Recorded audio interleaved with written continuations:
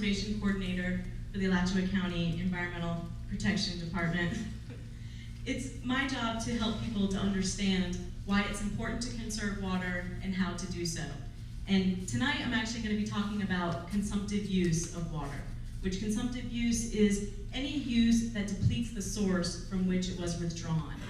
So in this case, the aquifer. I'm going to give a couple examples of permitting.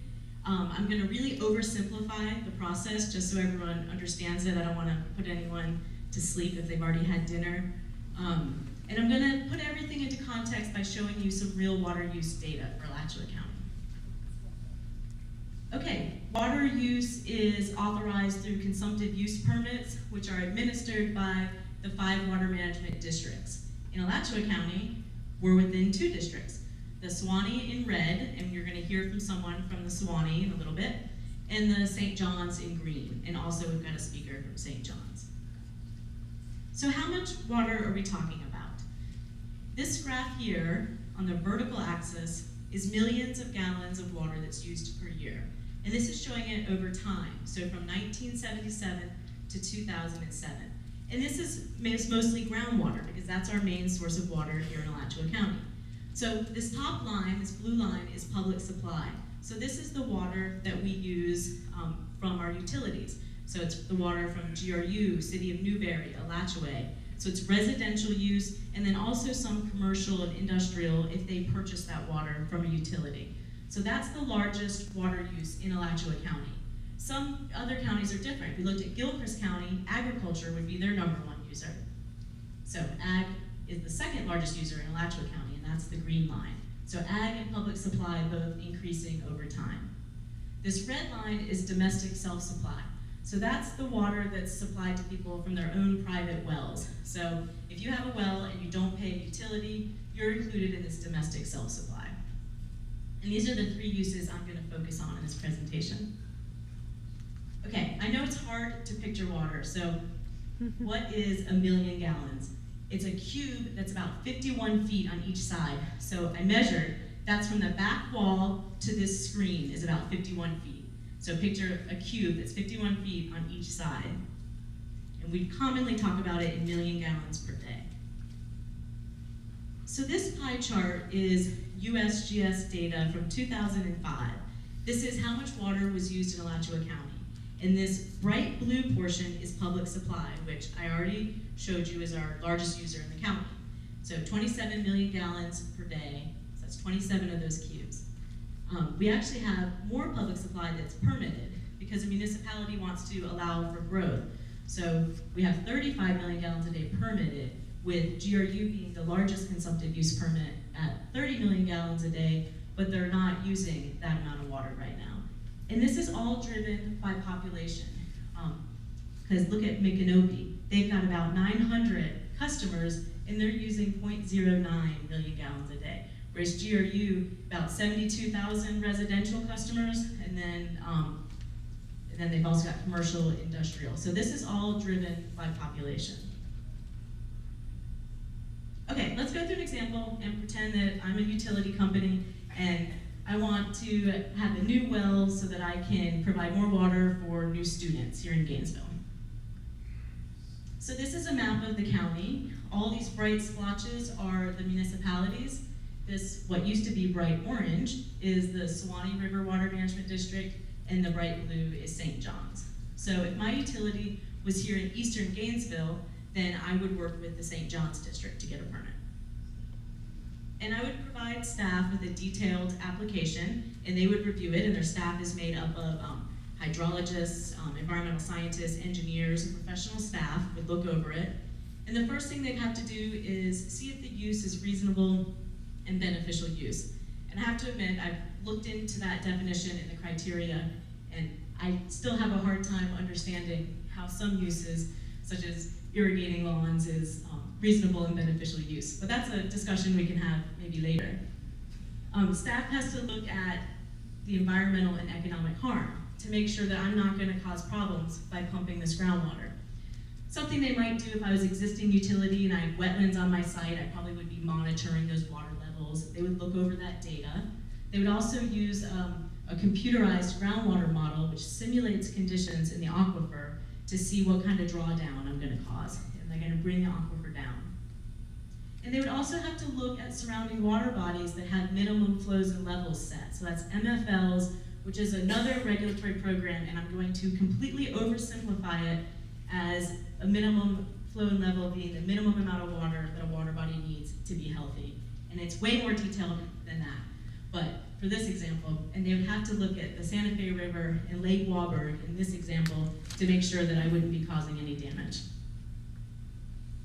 Okay, they'd want to make sure I have a good water conservation program. A lot of utilities have a conservation rate structure, which means water gets more expensive the more that you use. And that's to discourage that discretionary use. You know, we want to make sure everyone has water for bathing and cooking and drinking, but then there's other uses that perhaps they can pay more money for those uses.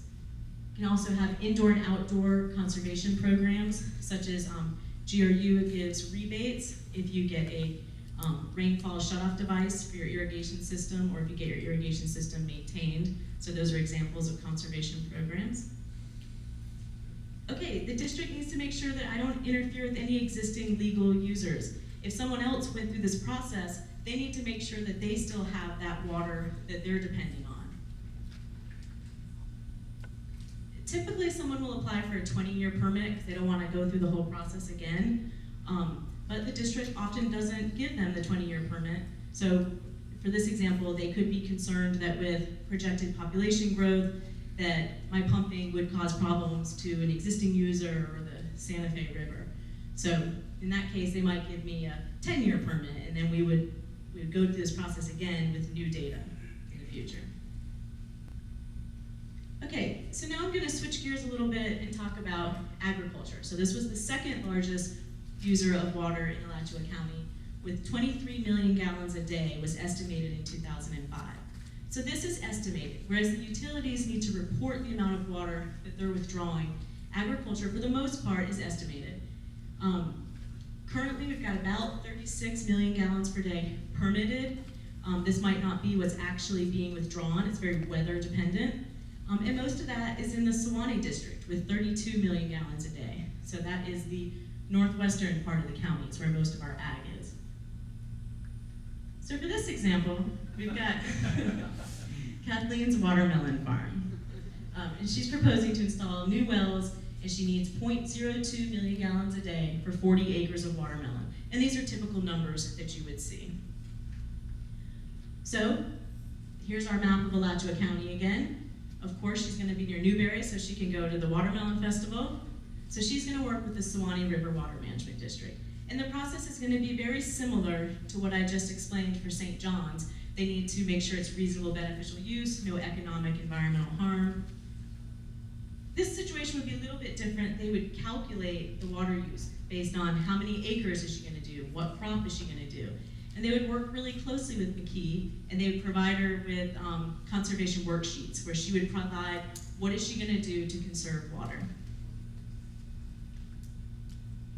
And again, if any minimum flows and levels were violated, her permit conditions could be modified.